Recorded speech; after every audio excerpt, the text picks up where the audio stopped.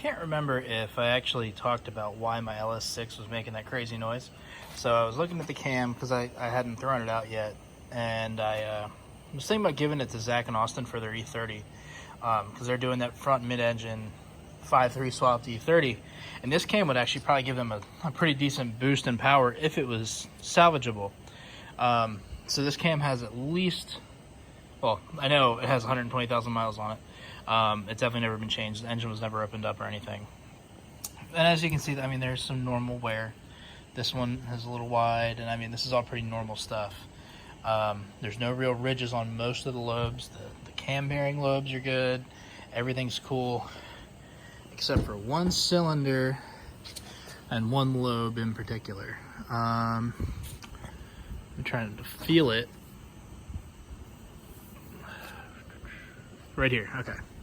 So if we take a little peripheral view, or a profile view, and we focus, it doesn't want to focus. Right there, you can see, you can probably hear it.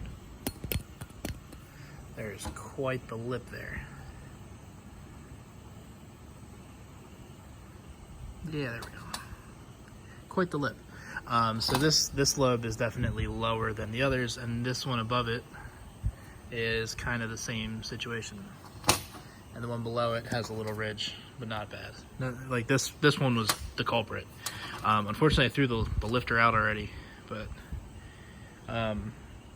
the lifter did have a flat spot on it. The roller bearing wasn't turning right, and it was, you know, full lift, which is max spring pressure, really just driving that stuck wheel into the cam, and you know, there's lubrication there, but there's no, you know, dispersion of the force from the roller bearing, so it's just pushing it and pushing it and pushing it.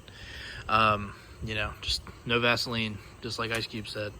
But yeah, that's pretty much what happened. And I don't have the lifter, but there was no rolling it. And then the rockers were making a little bit of noise, which I think is where some of the other taps came from. But really, I think this cam would be kind of usable for a junkyard build like they're doing. So I think that's what's going to end up happening to this. I think they'll just need valve springs at that point.